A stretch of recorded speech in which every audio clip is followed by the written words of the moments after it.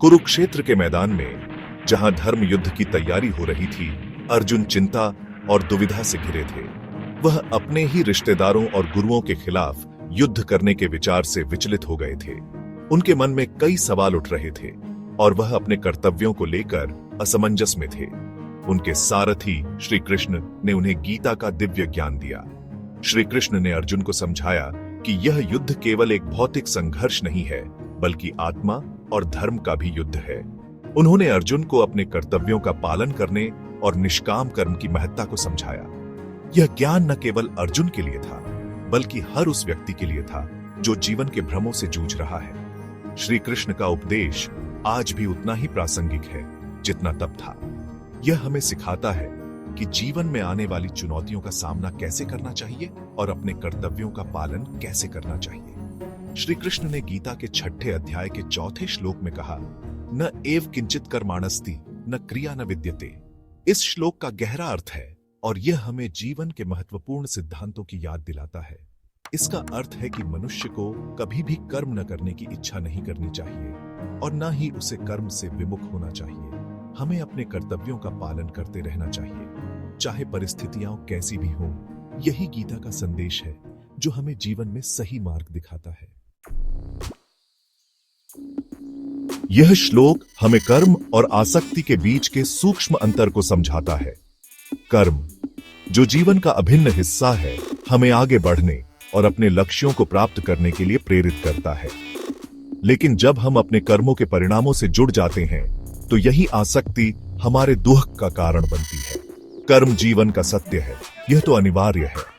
हर व्यक्ति को अपने जीवन में कर्म करना ही पड़ता है, चाहे वह किसी भी क्षेत्र में हो।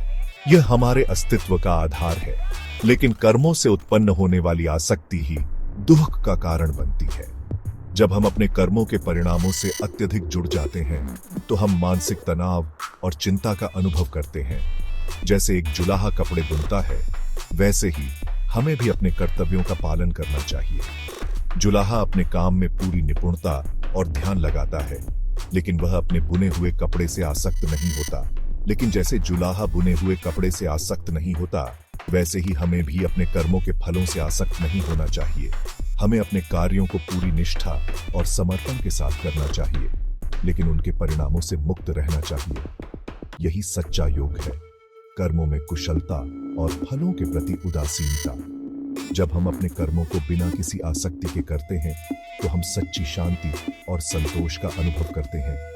यही मुक्ति का मार्ग है। प्रकृति स्वयं हमें यह पाठ सिखाती है। सूरज निस्वार्थ भाव से अपना प्रकाश देता है, नदी निरंतर बहती रहती है, पेड़ बिना किसी अपेक्षा के फल देते हैं। एक चिड़िया घोंसला बनाने के लिए कठोर परिश्रम करती है, लेकिन एक बार घोंसला बन जाने के बाद वह उससे आसक्त नहीं रहती।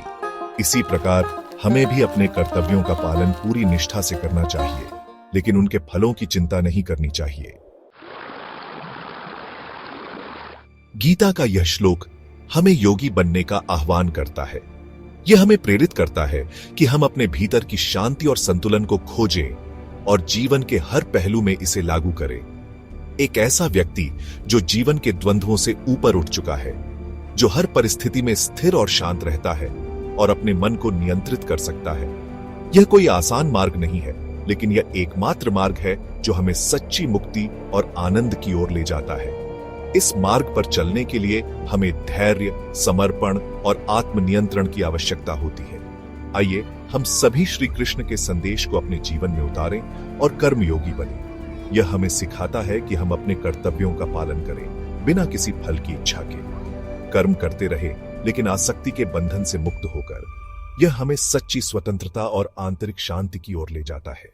यही जीवन का सच्चा सार है। जब हम अपने कर्मों को निष्काम भाव से करते हैं, तो हम जीवन के सच्चे अर्थ को समझ पाते हैं और एक उच्चतर उद्देश्य की ओर अग्रसर होते हैं।